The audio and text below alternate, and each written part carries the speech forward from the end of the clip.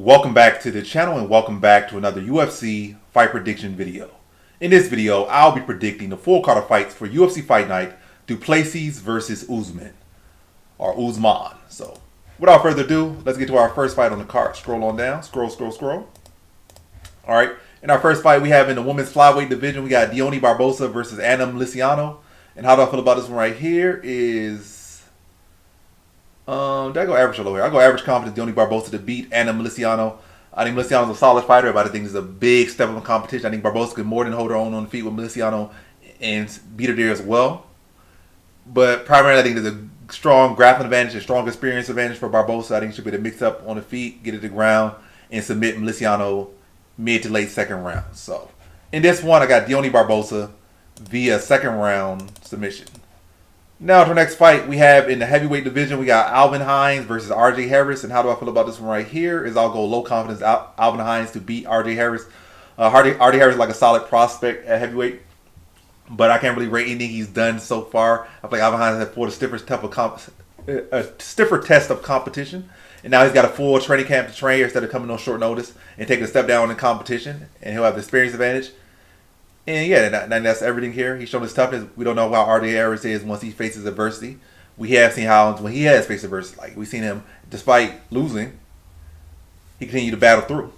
Came to short notice, took a tough test, took a beating, but he kept fighting back. He never showed any quit. If only anything, he got stronger as the fight went on. It still lost, but he got stronger as it went on. So that's a good sign. That's a great sign from him. You know, that's what you would like to see from a fighter. But yeah, low confidence. I can't rate Hines too much, and I can't rate Harris just based off the lack of real evidence. So I'll go Alvin Hines here to win by decision. So in this one, I'll go Alvin Hines via decision.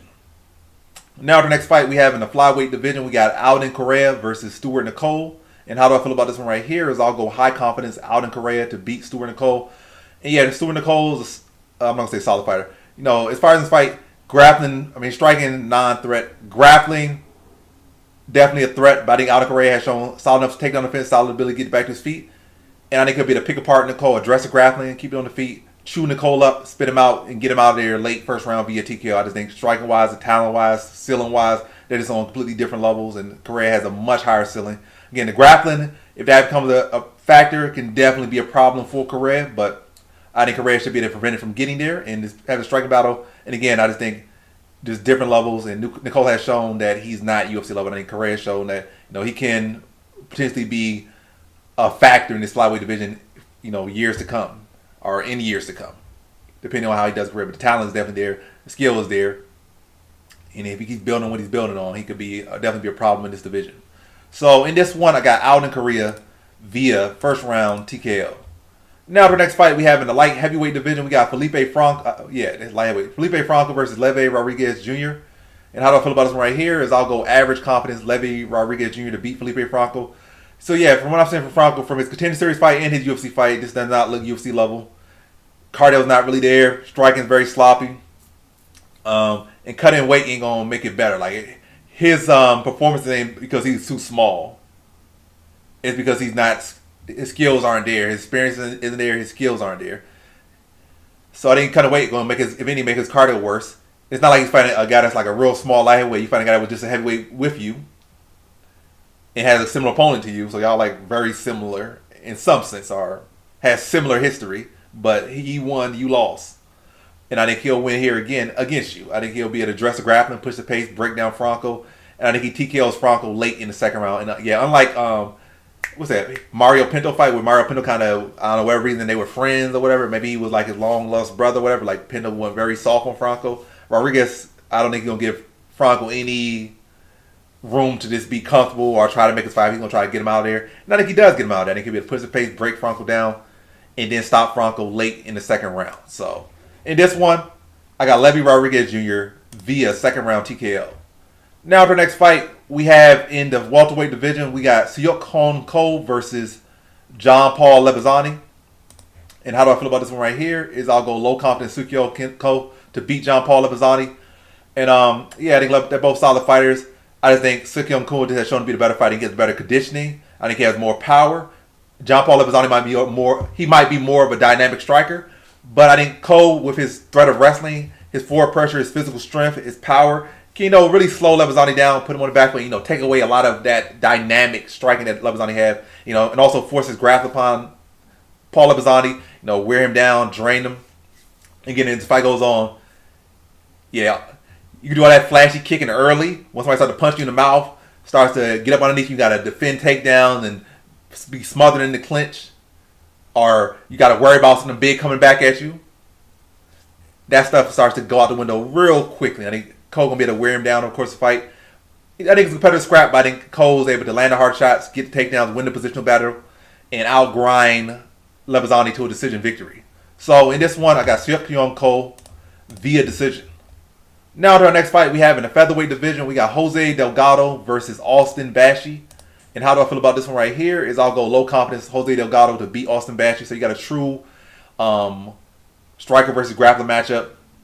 Going with Delgado, he's a truer featherweight. Bashi's a very small featherweight. 5'6" featherweight in 2026 is very questionable versus 5'11" large flyweight. I said flyweight, featherweight. Well, I feel like a good featherweight probably like 5'8", 5'9", not 5'6". He's very short for the weight class. Striking is very raw. But grappling is solid. But yeah, I think Delgado will be able to address the grappling, beat a better striker, and beat Bashi by decision here. I think he'll, again, and also I think, especially in this current era right now, they definitely favoring damage over control. And I don't feel like Bashi will be able to get great control here. And I don't think, along with that control, I don't think he'll be able to get good damage or consistent damage. I think he probably might be able to get one or the other. And even in that control, I don't think as long as he'll need it to be. And on top of that, I don't think he'll be able to do as much damage. I think Delgado will be able to do more damage. I think he'll do a good job of being able to address the majority of the takedowns. Do a good job of getting back to his feet most times. And again, landing the better shots more consistently. And I think that's what's going to be received more by the judges over the 15 minutes. But close competitive scrap. But I think Delgado will do enough to address the grappling. And I think he'll be able to land the significant strikes. And I think that will be what will be received more by the judges. So in this one, I got Jose Delgado via decision. Now to the next fight we have in the featherweight division, we got Tommy McMillan versus Alberto Montez. And how do I feel about this one right here? Is I'll go low confidence Alberto Montez to beat Tommy McMillan. So McMillan's a solid fighter, but I just feel like Montez is just the better overall fighter in striking and in the grappling, and just as far as is a fighter in general, striking, grappling, and just overall in general. I feel like McMillan's a solid talent. But I feel like his strikes are pretty slow and lethargic, and he can leave himself very open on the feet, and even on the ground he can have, questionable grappling. Like I said, it works for him, but when you start fighting someone on your skill level and your talent level or superior, they can make you pay for those mistakes that you make, and I think Montez can do that. I think Montez can make him pay on the feet. You're gonna come in, swing with your chin in the air, and just drawing recklessly at times. Montez can be able to come over top and crack you in the jaw or run you into something or counter you or any of those type of things. Put you on your butt. Then on the ground, Montez is very crafty on the ground. If anything, Montez is high key more crafty on the ground than he is on the feet. And if he could catch you looking sloppy on the feet, hurt you, and ensue a grappling exchange, McMillan can be in trouble. And that's kind of what I see. I feel like McMillan will come out, he'll be aggressive.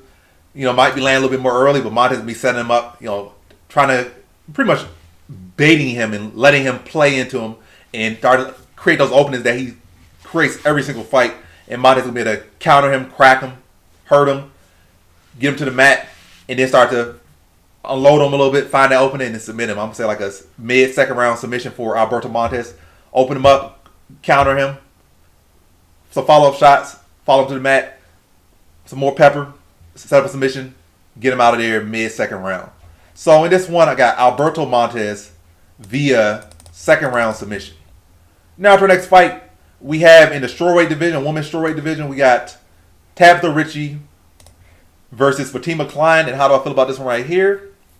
Is I'll go low confidence Fatima Klein to beat Tabitha Ritchie. Ritchie's a solid fighter, very solid fighter for sure. But I like Fatima Klein here. I feel like she has far more upside, and I feel like she's the far truer flyweight.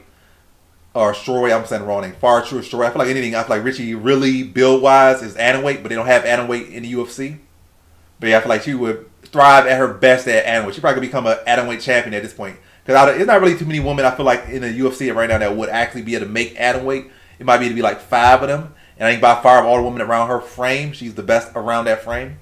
So she would probably be able to be champion at atomweight or she probably would be the most likely candidate as far as fighters that are actively in the UFC to be a atomweight champion if they did have atomweight division. Maybe some chick might be real good outside of UFC at atomweight and might beat her, or might be real young and not in a major league yet and might beat her. But as far as right now, based off of UFC, she's the clearest candidate for that, and I doubt they'll make one. But if they did, she'd probably be the champion. But yeah, I just feel like she's extremely undersized at this weight class, but she has overachieved a lot despite being undersized here. We're going to incline she'll be the truer strawweight, ever improving her grappling defense. I think she'll be able to address her grappling, use her length, be able to outstrike Richie early and often. And again, just be able to land more significant strikes and do a good job of addressing the takedowns of Richie. And I think she beats Richie by decision here. So in this one, I got Fatima Klein via decision. Now to our next fight. We have in the lightweight division, we got Chase Hooper versus Mitch Ramirez. And how do I feel about this one right here? I'll go low confidence Chase Hooper to beat Mitch Ramirez. So yeah, this should be a layup for Chase Hooper, but keyword, but don't be a keyword, but he does have the bare necessities to beat Chase Hooper. That's all I'm gonna say. He has bare necessities. Like, he can strike enough. He got the power. He's a solid fighter. Solid enough wrestling background. Then he might be able to keep us on the feet and touch Hooper up. And that's sometimes all you need to beat Hooper. But as far as the performance in the UFC, they have been, for the most part, very underwhelming. And Chase Hooper does do a good job of rebounding off losses. So I think Hooper will do a good job of mixing up the strikes, be able to find his way to the ground here, find a way to get this. Yeah, he'll find a way to get this fight to the ground. And from there, I think that's when the fight starts to take over fully for Hooper. He starts to break Ramirez down. And I think he submits Ramirez late in the second round. So a lot of second round stoppages here for me. Probably not a lot of these going to happen, but I do think these guys are going to win. But I say second round submission late for Chase Hooper. I think, again, maybe a little bit questionable early on. Maybe a little bit of, knock some cobwebs off, knock some jitters off. Try to put the little pass behind you. I know it happened like 2 or 3 times down in Hooper's career. But yeah, get that behind him again. Get his groove. Get his confidence back. Then when he started to get the ground, become himself again, it's going to snap like a switch. He started to break Ramirez down, and again, then submits him in the mid portion of the second round. So in this one, I got Chase Hooper via second round submission. Now to our co-main event, we have in the middleweight division, we got Jared Cannonier versus Christian Leroy Duncan. And how do I feel about this one right here? I'll go low confidence Christian Leroy Duncan to beat Jared Cannonier. And stylistically, I think this is a good fight for Christian Leroy Duncan. He'll have a huge height and reach advantage or a huge height advantage. I don't know how to reach so much. Let's see height. So 6'2" versus 5'11". Really Cannonier about 5'10". So it's like a 4-inch height advantage, roughly 4-inch height advantage, and a 1.5-inch reach advantage. So he'll have height and reach, particularly leg reach. And he'll also be good on the inside to be able to use his elbows as well. Cannonier mainly look for these big one shots, and has not really been Christian Leroy Duncan's issue. It has not been his shin. It has not been power punchers. It may have been guys that just pick their shots better. Maybe the experience. I guess Cannonier does have the experience, but mainly Cannonier will be looking to land big shots. Maybe try to use his strength against him, but again, physical strength has not really been the issue. I think Leroy Duncan will be able to address any strength here with Cannonier. And actually, I think it might be to Cannonier's detriment to try to lock with Leroy Duncan, because he probably wastes a lot of energy and not really be able to have so much success with the takedowns, if he even does get them. Try to get these takedowns, and then just to get him to not do nothing with them, or not be able to do nothing with them, and also get him inside. And Duncan is very good with his elbows on the inside. Will be able to land those elbows on the inside, land knees on the inside, and he's better in the clinch range than Cannonier. But yeah, I think Leroy Duncan will be the busier fighter. He'll throw more, he'll land more, he'll be able to land more at distance for sure. And I think he'll be more effective on the inside as well. So it really could be Cannonier looking for that big shot. And also not like Duncan's a guy that has bad cardio either. So Duncan, he could push the same pace for 15 minutes, probably 25 minutes too, to be honest. I think he was a Duncan. I'm gonna say he was a Duncan. What's a Duncan? He was a Dunkin' Donuts. He was a champion. What was it? It was like Cage Warriors. He was a champion of some like European league for some time. So he has fought several 5-round fights. So he's not like a guy that I fought a bunch of 3-round fights. This is my first time. Well, he's just not a 5-round fight anyway. But yeah, so he has that in his back. He's fought 5-round fights. And he has shown a consistent pace over 25 minutes if necessary, or 15 or 20. And yeah, that's not an issue. The issue has been guys that have been able to around similar length to him, that have been able to pick better shots. Not a guy that's looking for one big shot or a couple big shots, or just looking for it to put you to sleep.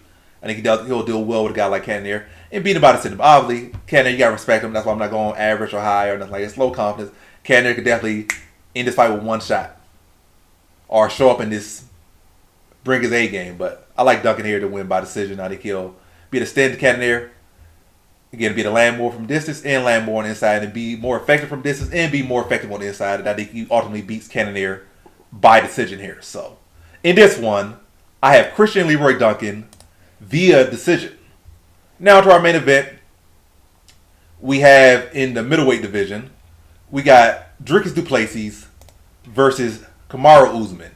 And how do I feel about this one right here is I'll go low confidence Dricus du Plessis to beat Kamaru Usman. And Kamaru Usman is definitely live in this fight. That's why my confidence is low. But I think the main thing here for me is that he does have more mileage. He is older. Let's see it. Let's check the age of real quick. I think du Plessis might be 33, 32. 32 in 6 months. So he'll be like 33 at the end of the year. Kamaru Usman is pushing 40. So it's like what, 7-year age gap. That's significant in MMA and combat sports. 7-year age gap, way more mileage, coming up a weight class that he really hasn't had too much experience in. Same reach, a little bit of a height advantage, and Dricus du Plessis physically will be a much bigger guy here. And you might say, oh, Kamaru Usman last fight is a good sign for this fight because du Plessis got laid on his last fight and Usman laid on Buckley that last fight. But Buckley was a small middleweight and still like an average or below average size-wise welterweight. Now you're going to know with a big, muscular, active middleweight and a former champion du Plessis. Yes, they're both former champions, and whatever happens in this fight, Usman is going to be higher on the GOAT list than du Plessis. But I don't think du Plessis is in a better spot to win this fight. And I would love for Usman to win this fight. I'll say it again. I would love for Usman to win the fight. I don't care about being wrong. I would love for Usman to prove me wrong here because I want him to win. I don't like du Plessis, or I'm not saying I don't like him, but I'm not a fan. That's probably better to say. And I like Usman more, and I want Usman to win. But yeah, so I would love for Usman to win, but I feel like it's du Plessis' fight to win or his fight to lose. And I think he will have learned from the Khamzat Chimaev fight, and he'll be motivated by the fact that the guy he beat twice is now the champion. Whether he loses that belt or not, the fact that Strickland was able to beat Khamzat Chimaev, that's going to motivate him. And he's going to take lessons, take notes from that fight, and come in with better takedown offense, better ability to get back to his feet, fighting pretty much a 40-year-old Usman on 2 bad knees. And I think Usman still has I think this fight will still be competitive, but I think du Plessis being a true middleweight, and the fact that Usman is still trying to walk the fence or walk the tightrope or however you like play both sides of the fence or whatever. Because he will say, well, I could go back in 175 opportunities, or I come 185. Like he's trying to play his opportunities here. Like he's trying to find whatever his best route is to a title fight. So he's not going to fully commit to middleweight. I feel like maybe I would shift if he was, fully committed to middleweight, took the right fight. Oh, now he's on 3-fight winning streak. He's looking good at the weight class, or truly looking good at the weight class. Maybe I was like, oh yeah, now I'm a little bit more. I'm on the fence now. Maybe I'll go Usman. Like he's looking good at the weight class. He did the right things. Like you said, like when Max Holloway fully like in the Gaethje fight, you could like tell after that fight or leading up to that fight, oh, he really adjusted to the weight class. You could tell, and you could see it in that performance and other performances. Like even the third Poirier fight, oh, I could tell he adjusted to the weight class. He did the right things. I can't say that for Usman. I don't think he did the right things to really adjust to the weight class. But yeah, ultimately, I think. At 39, I don't think he'll be able to wrestle like he did in his prime, obviously. I don't think he'll be able to fight like he did in his prime, obviously.